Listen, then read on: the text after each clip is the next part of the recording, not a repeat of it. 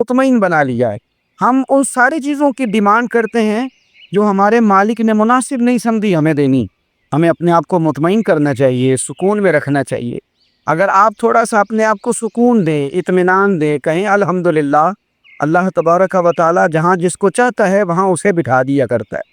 پھر ہم لوگوں کا منصب چھیننا چاہتے ہیں، حسد کرتے ہیں، بغض پیدا ہوتا ہے، عداوت پیدا ہوتی ہے، نقصان ہوتا ہے۔ فطری طور پر جو صلاحیتیں اللہ نے دی ہوتی ہیں ان کو بھی زنگ لگ جاتا ہے، زنگ لگنے لگتا ہے ان سب چیزوں کو جو اللہ نے اپنے فضل سے ہمیں دی ہوتی ہیں۔ تو بات کو یاد رکھیں، زندگی میں آپ مطمئن ہو جائیں کہ رب کریم نے جو دیا ہے وہ کمال ہی دیا ہے، کمال ہی۔ حضور کی ایک زوجہ محترمہ تھی تو ان کے ہاتھ ذرا لمبے تھے، مومنوں کی ماں۔ بعض خواتین نے ان سے کہا کہ لمبے ہاتھوں والی، ہم بنا لیتے ہیں نا یہ بھی بات کہ اس کا ناک موٹا ہے تو اس کی آنکھیں چھوٹی ہیں، تو اس کے کان بڑے ہیں تو اس کے ہاتھ کیسے ہیں، تو کہاں لمبے ہاتھوں والی، تو پریشان ہو گئی۔ نبی کریم علیہ السلام تشریف لائے، کیا ہوا؟ عرض کی یا رسول اللہ مجھے لمبے ہاتھوں والے کہتے ہیں۔ تو حضور فرمانے لگے یہ پریشان ہونے والی بات ہے کہ خوش ہونے والی بات؟ یا رسول اللہ کیا مطلب؟ فرمایا تو کہہ کہ رب نے لمبے ہاتھ اس لیے دیے ہیں تاکہ میں سخاوت زیادہ کر سکوں، میں سخاوت زیادہ، یہ جو میرا چہرہ ہے نا، یہ جو آپ کا چہرہ ہے، یہ آپ کی چاہت ہے کہ اللہ کی؟ فی ای صورت ما شاء رکبک، اللہ فرماتے ہیں جیسے میں نے چاہا ہے ویسے تجھے بنایا ہے۔ تو اگر میرا موٹا ناک، میری چھوٹی آنکھیں، میری بڑی آنکھیں، میرے چپٹے کان، یہ میرے تو نہیں، یہ تو میرے رب کی چاہت ہے۔ مجھے اپنے موٹے ہونٹوں سے نفرت کرنی چاہیے کہ اللہ کی چاہت سے پیار کرنا چاہیے؟ مجھے اپنے کالے رنگ پر پریشان رہنا چاہیے کہ رب کی چاہت پر مجھے پیار آنا چاہیے؟ اللہ کی چاہت پر پیار کر، یہ چاہت ہے اللہ کی، یہ چاہت ہے، تو اللہ کی چاہت سے محبت کر۔ تو پریشان ہو رہا ہے فلانے کا رنگ ہو رہا ہے تو میرا کالا ہے، فلانے کا مکان بڑا ہے تو میرا چھوٹا ہے، فلاں بڑی گاڑی میں کیسے بیٹھ گیا؟ بھئی اللہ نے چاہا تھا بیٹھ گیا، اللہ نے میرے لیے سائیکل پسند کی ہے، مجھے الحمدللہ کہہ کے سائیکل پہ بیٹھنا چاہیے، اس نے پسند کی ہے، اس کی رضا ہے کہ میں یہاں رہوں۔ تو ایک بات تو یہ ہمیشہ یاد رکھیں کہ آپ اپنے آپ کو مطمئن کریں، زندگی میں سکون دیں۔ نفسیاتی طور پر ہم بڑے ڈسٹرب اس لیے ہیں کہ ہم بے سکون رہتے ہیں جان بوجھ کے، وجہ ہی کوئی نہیں۔ لیکن جب تک زندگی ہے اللہ نے زندہ رکھنا ہے، اور جب وقت آ جانا ہے تو پھر کوئی ہمیں بچا سکتا، تو ٹینشن کس بات کی، ڈپریشن کس بات کا ہے؟ ایک بات۔ دوسری بات یہ کہ دوسروں کی نفسیات کا بھی تھوڑا تھوڑا خیال کریں۔ ہم پتہ کیا چاہتے ہیں؟ سارے میرے مطابق چلیں، پھر نفسیاتی مسائل پیدا ہوتے ہیں۔ میرے ساتھ اگر 100 بندہ پیار کرتا ہے تو ان کے مطالبے الگ الگ ہیں۔ کوئی کہتا ہے جناب کو پیار ہی کرنا چاہیے، ہر ایک سے مسکرا کے ملنا چاہیے، کوئی کہتا ہے حضرت صاحب اتنا بھی پیار کریں تو لوگ نگل جاتے ہیں، تھوڑی ڈنڈی پٹی بھی ہونی چاہیے۔ دونوں قسم کے لوگ ہیں نا جی۔ ایک وہ شخص ہے جو کہتا ہے اتنا بڑا مجمع ہے تو 2 سیکیورٹی گارڈ بھی ہونے چاہیے۔ تیسرا کہتا ہے جی عجیب عجیب لگتا ہے، ایک گارڈ رکھے ہوں کسی بندے نے، کسی بڑے آدمی، تو یہ ہر بندے کا مطالبہ۔ اب آپ نے کیا کرنا ہے؟ آپ نے لوگوں کے مزاج کی رعایت کرنی ہے، جہاں تک آپ پیار کر سکے آپ نے کرنا ہے، جہاں تک محبت کر سکے آپ نے محبت۔ نبی پاک نا بچوں کے مزاج کا خیال کرتے، چھوٹے بچوں، حضور پاک سے گزرتے تو فرماتے السلام علیکم۔ ایک بچے نے نا حضور کے کپڑوں پر پیشاب کر دیا تھا، اس کی ماں پریشان ہو گئی، بخاری ہے۔ یا رسول اللہ وہ بچہ تھا پتہ نہیں چلا، تو نبی پاک فرمانے لگے کیا ہو گیا؟ وہ بچہ ہے، اللہ نے پانی پیدا کیا نا، ابھی اس پہ پانی بہائیں گے سب ٹھیک ہو جائے گا، وہ بچہ ہے۔ لیکن حاجی صاحب گھر میں بگڑ جاتے ہیں، پوتا اگر پیشاب کر دے کہتے ہیں میں نماز پڑھنی ہوندی، وہ بگڑ جاتے۔ پیر صاحب بگڑ جاتے اس بات پہ، علامہ صاحب بگڑ جاتے، شیخ صاحب کہتے ہیں پتہ ہی نہیں بچے نے پیشاب کر دیا ہے۔ حضور نے فرمایا کہ بچہ بچہ ہوتا ہے، وہ چھوٹا ہے، اس کا ایک مزاج ہے، اس کا ایک مطالبہ ہے۔ اب آپ یہ کہیں کہ وہ بڑا مجھے پاک صاف سمجھتا ہے تو اس رویے سے میرے ساتھ وہ ملاقات کرے، آپ اس کے مزاج کی رعایت کریں گے۔ نبی کریم کے غلام کے بیٹے ہیں حضرت اسامہ بن زید، نواسوں کی بات نہیں سنا رہا، زید بن حارثہ حضور کے غلام تھے، ان کے بیٹے ہیں، چھوٹی عمر تھی، ناک بہ رہا تھا۔ ویسے دادا جی ناک صاف کر دیتے ہیں پوتے کا، ہو سکتا ہے وہ ڈانٹ دیں کہ چل دوڑ جا کتنا گندا ہے، اماں سے کہتے ہیں ناک صاف کرے، چل نالائق، نانا بھی کہتے ہیں بھاگ جا، کیونکہ وہ حاجی صاحب نے وضو کرنا ہے، نماز پڑھنی ہے، تو ان کے قریب یہ چیز آ گئی تو بڑا مسئلہ بن جائے گا۔ نبی کریم صلی اللہ علیہ وسلم نے کہا عائشہ اسامہ کے ناک بہ رہی ہے صاف کر دو۔ حضرت عائشہ کہتی ہے میں ذرا اٹھی کو کپڑا دیکھ لو تو حضور جلدی سے اٹھے۔ ایک روایت تو یہ ہے کہ حضور نے ناک پوچھ دیا، اور دوسری میں کہ نبی پاک قریب پہنچ گئے۔ جناب عائشہ کہتے ہیں میں نے ہاتھ پکڑ لیا، میں نے کہا حضور کپڑا لینے گئی تھی آ گئی، کہتے میں نے اپنے ہاتھوں سے ان کی ناک صاف کر دی، ریڑھ صاف کر دیا، اللہ کے رسول گویا میری طرف دیکھ کے مسکرائے۔ حضور راضی ہوئے. بچے تو بچے ہوتے ہیں، ہم آپ کو بچہ حاجی صاحب مانے، پہلے نمازی صاحب مانے، آپ کو پہلے بچہ جو ہے وہ بڑا سیانہ مانے، سمجھدار مانے، عقل مند مانے، پیر صاحب مانے. چھوٹا بچہ تو نہیں مان سکتا. آپ اس کی نفسیات کے مطابق اس کے ساتھ چلیں. اب رویہ وہ رکھیں کہ وہ بچہ ہے، وہ چھوٹا ہے. حضور بچوں کے پاس سے گزرتے تھے تو انہیں سلام کہتے تھے. آپ بھی کہتے ہیں، آج سے کہیں گے. حضور گزرتے چھوٹے کہتے السلام علیکم. اور نبی پاک صلی اللہ علیہ وسلم کبھی کبھی نا بچے کھیل رہے ہوتے تو حضور بیٹھ جاتے، فرماتے یار میرے سینے سے تو لگو. حضور زمین پہ بیٹھ جاتے، بچہ یوں ہاتھ پہ، بچہ دوڑا آتا، حضور کے سینے سے جب لگتا تو نبی پاک گر جاتے اور فرماتے اوئے ہوئے تم نے تو مجھے گرا ہی دیا ہے. یہ بچوں کے ساتھ آپ جو رویہ رکھیں گے وہ میٹھا ہوگا. اب آپ کہیں گے چونکہ اب میں ایک عہدے پہ ہوں، میں ایک منصب پہ ہوں، تو یہ آپ کی نفسیاتی کمزوری ہے. پھر کیا ہوتا ہے، بچوں کو ڈانٹ کے رکھا جاتا ہے، بے جا ڈانٹ ڈپٹ، بے جا سختی اور بے جا ان کے ساتھ رویے اور ان کے ساتھ بڑی عجیب و غریب قسم کی جو ہے وہ ہماری جو ہے وہ گھٹن گیپ آ جاتا ہے بچوں کے درمیان. بچے، میں کہا کرتا ہوں، پھر بچے ہمیں دکھ نہیں سناتے، وہ پھر غلط آدمی کو دوست بناتے ہیں، پھر اس غلط آدمی کو اپنی بات بتاتے ہیں، غلط آدمی رازدار بن جاتا ہے. آپ ان کی نفسیات کے مطابق ان سے پیار کریں، انہیں ٹائم دیں. آپ دیکھیں یہ کیا سوچتے ہیں، کیا کہتے ہیں، کس طرح کا ان کا رویہ ہے بچوں کے ساتھ. پھر نوجوان جب کوئی ہو جاتا ہے تو اس کی سوچیں جوان ہو جاتی ہیں.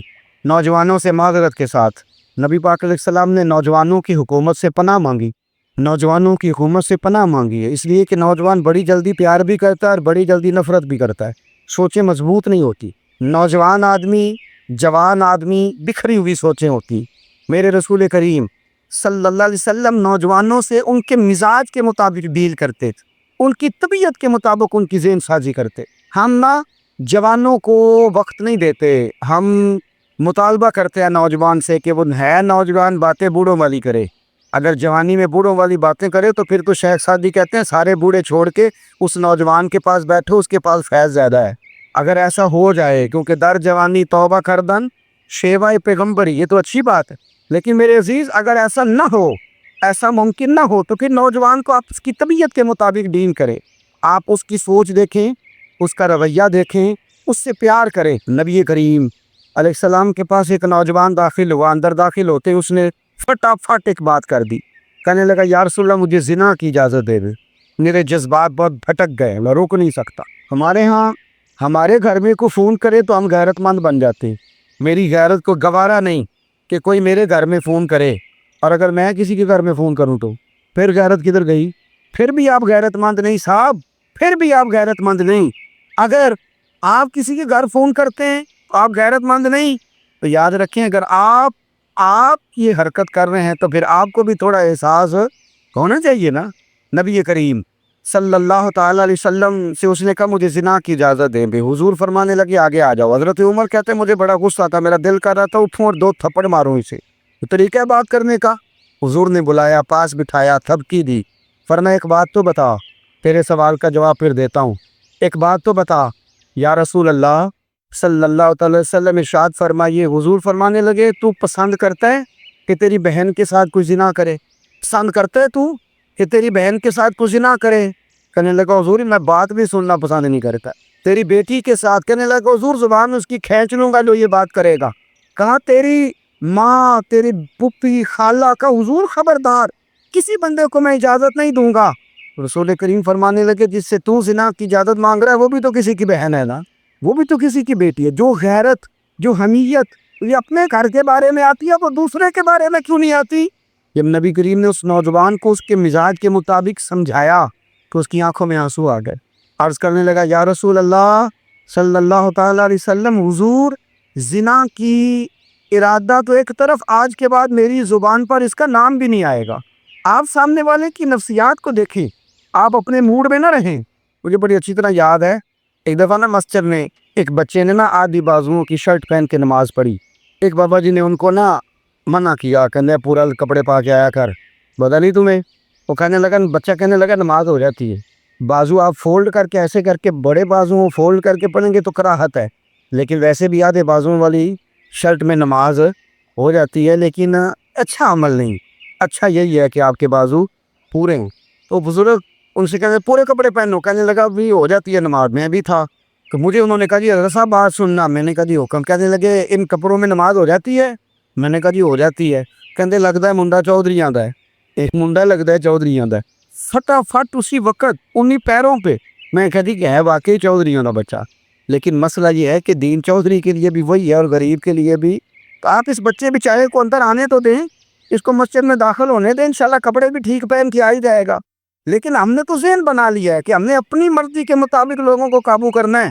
ہم لوگوں کی ذہن کے مطابق اترنے کو تیار نہیں, بس سارے میرے مطابق چلیں. یہ تو بات کو پیشوا کرے گا, مقتدا کرے گا, وہ بھی سمجھائے گا.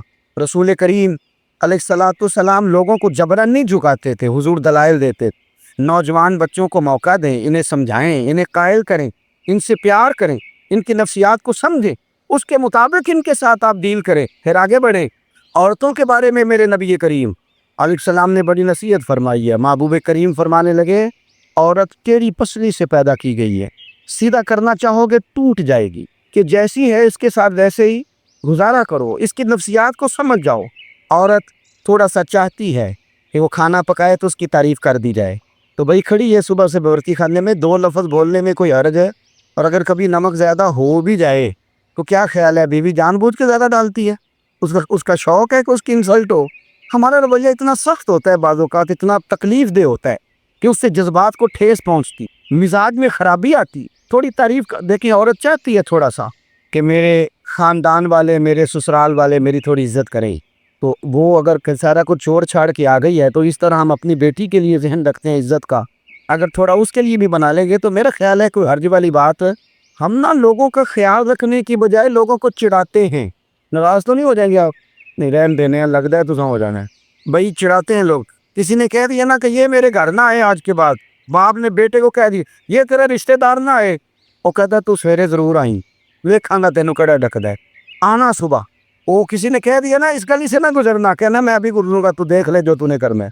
ہم لوگوں کی نفسیات کے, بلکہ پتہ چل جائے نا فلانے کو فلاں چیز بری لگتی, اس کو لوگ زبردستی کرتے, چڑھاتے ہیں, نفرتیں پیدا کرتے, اس کے اندر غرور لاتے ہیں, مزاج کے اندر چڑچڑاپن پیدا کر دی. یہ کام نہ کریں. آپ اپنے لیے کیا گراؤنڈ بنا رہے ہیں کہ لوگ آپ سے نفرت کریں, لوگ تکلیف دیں آپ کو. یہ نوجوان بچے, کسی نے ہارن دے دیا گاڑی کا, تو آپ اس نے گاڑی پیچھے کرنی نہیں, اور ماں بدولت کو ہارن بجا دیا. یہ مہذب قوموں کا یہ رویہ نہیں ہوتا. یہ تو وہ قومیں ہیں جو مطلب بڑی تنگ ہیں اپنے آپ سے. یہ بڑے آوازار لوگ ہیں. ٹھنڈے رہیں, میٹھے رہیں, پیار کریں, دوسروں کے جذبات کا احساس کریں. نبی کریم صلی اللہ تعالیٰ علیہ وسلم نے ایک دن حضرت عائشہ صدیقہ سے کہا, عائشہ تیرے ساتھ ایک بات نہ کروں, حضور کریں. فرمایا جب تو ناراض ہوتی ہے تب بھی مجھے پتہ چل جاتا ہے, اور جب تو راضی ہوتی ہے تب بھی مجھے خبر ہو جاتی ہے. اتنا دھیان رکھتے ہیں خامن گھر میں کہ اب اس کی پوزیشن کیا ہے, اور اب یہ کیا سوچتی ہے, اور کس بات پہ اس کو جو ہے وہ ناراضگی ہوتی ہے. مجھے جب تو راضی ہوتی ہے تب بھی پتہ ہوتا ہے ناراض. تو حضرت عائشہ کہتی ہے نہیں نہیں حضور ایسی تو بات ہی کوئی نہیں, آپ بتائیں. تو حضور فرمانے لگے جب میں کسی اور زوجہ کے پاس تھوڑا وقت گزار لیتا ہوں زیادہ, اور جب میں آتا ہوں تو ناراض ہوتی ہے. یا رسول اللہ کو کیسے پتا؟ فرمایا بتاؤں حضور بتائیں. فرمایا اس وقت جب تو قسم اٹھاتی ہے تو کہتی ہے لا و رب ابراہیم, مجھے ابراہیم کے رب کی قسم. اور جب تو مجھ سے راضی ہوتی ہے تو کہتی ہے لا و رب محمد, مجھے محمد کے رب کی قسم. تو پھر حضرت ابراہیم کا نام لے لے کے حضرت عائشہ کہنے لگی محبوبہ قربان جاؤں, بات بالکل ٹھیک ہے, ایسے ہی ہے یا رسول اللہ, بالکل بالکل ایسے ہی ہے. جب تھوڑی خفگی ہوتی ہے تو میں یہ کام ہے. تو حضور تو لوگوں کے مزاج کا خیال کرتے تھے, نبی کریم کو تو پتہ ہوتا تھا. عارف رومی رحمۃ اللہ علیہ فرماتے ہیں کہ وہ مثال دینے کے لیے بات سمجھاتے ہیں. فرماتے ہیں ایک شخص جنگل میں لکڑیاں کاٹنے جایا کرتا تھا, تو شیر سے دوستی ہو گئی, یعنی ڈائریکٹ بادشاہ سے دوستی ہو گئی. اور بادشاہ بھی وہ جو جنگل کا بادشاہ ہے, جنگل کے بادشاہ سے دوستی ہو گئی. اب وہ لکڑہارا غریب آدمی تھا, لکڑیاں تو کاٹنی ہوتی تھی, تو وہ جنگل کا بادشاہ اعلان کر دیتا جانوروں کو کہ میرا دوست آیا, ایک تو کوئی تنگ نہ کرے, اور دوسرا یہ کہ سب لوگ مل کے اس کے ساتھ تعاون کرے. کبھی کوئی جانور لکڑیاں اکٹھی کراتا, کبھی کوئی اپنی پشت پہ گدھا, بیل, گھوڑا, خچر رکھ کے وہ لکڑیاں باہر چھوڑنے آتا. تو اب اس کی بڑی دھوم مچ گئی جنگل کے اندر. لکڑہارا مزدور تھا, وہ بادشاہ سے دوستی کر کے بادشاہ ہی بن گیا. وہ گھر آ کے نا بیوی کو اکثر بتاتا کہ میرا ایک دوست ہے, میں جاتا ہوں تو ساری پہلے ہی مخلوق کھڑی ہوتی ہے میرے استقبال کے لیے. دوستی جو بڑے سے ہو گئی ہے. بنا ہے شاہ کا مصاحب تو پھرے ہے اتراتا, وگرنہ شہر میں غالب کی آبرو کیا ہے. हमें तो पूछता ही कोई नहीं, ये तो बना है शाह का मसाहिब तो फिरे है इतराता, वगरना शहर में गालिब की आबरू क्या है। तो वो लोगों को बताता, बीवी को भी बताता, दोस्त है तो बीवी कहने लगी इतनी तो तारीफें करता, ये नहीं बताया कि वो जंगल का शेर है, बस मेरा दोस्त बता दिया। बीवी कहने लग गई कि तो इतना जो उसका जिक्र करता है तो किसी दिन बुला ना, बुला किसी दिन ताकि उसकी दावत करें। अब उसने फिर ना उसको पर्दे में रखा, क्या कहते हैं आजकल, सरप्राइज देना है, उनका सरप्राइज देना है, पर्दे में रखा कि वो शेर है। तो वो बुला लिया घर। अब उसके लिए कच्चा गोश्त, जाहिर है शेर में कच्चा गोश्त ही खाना था। वो कहने लगी पकाना किस तरह का है, वो कहने लगा जब वो आएगा फिर बताऊंगा। अब वो कच्चा गोश्त 2-3 बकरे ज़िबा करके डाल दिए, वो आ गया शेर। और फिर उम्मी कहते जब वो आया ना तो उसकी बीवी ने देखा तो उसने एक सख्त जुमला कह दिया, कहने लगी ओहो मैं समझी थी पता नहीं कौन है, इस तरह के दरिंदे तेरे यार हैं, कुत्ते बिल्ले दोस्त बनाए हुए हैं, ये क्या बात हुई। खैर वो शेर ने सुन लिया, गोश्त खाया, वो चला गया। अगले दिन लकड़हारा लकड़ियाँ काटने गया तो शेर ने मुलाकात करते लकड़हारे से कहा कि ये ना कुल्हाड़ी उठा और मेरी पुश्त पे ना एक जख्म कर दे। उसने कहा नहीं मैं ये काम नहीं करता, तो मेरा दोस्त है। उसने कहा सुन भाई मैंने प्यार से कहा तू मान जा, वरना मैं हूँ शेर, मैंने तुझसे मनवा ही लेना, मैं कोई तकलीफ दूंगा मुनासिब नहीं, तू कर।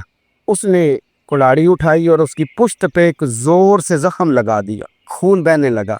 उसने कहा तूने आज के बाद आना है, लकड़ियाँ काटनी है, तुझे कोई कुछ नहीं कहेगा, बस ये एक हिकमत थी जो मैंने किया है। किस्सा मुख्तसर, वो आता रहा, लकड़ियाँ मिलती रही, खिदमत भी होती रही, 6-8 माह गुजर गए। एक दिन शेर उससे कहने लगा ये मेरे ज़रा बाल उठा के देख, मुझे तूने ज़ख्म लगाया था वो कहाँ पे है। उसने वो बाल उठा के देखा तो ज़ख्म मिला ही नहीं, कई जगह पर टटोला का यार यहाँ था यहाँ था यहाँ था। शेर ने फिर क्या कमाल ही जुमला कहा, उसने कहा कि वो जो कुल्हाड़ी का ज़ख्म तूने लगाया था ना वो मुकम्मल हो गया, लेकिन तेरी बीवी का जो लहजा था और उसकी जो तलखी थी वो आज तक मेरे जहन में मौजूद है, वो अभी भी मुझे तकलीफ़ देती है।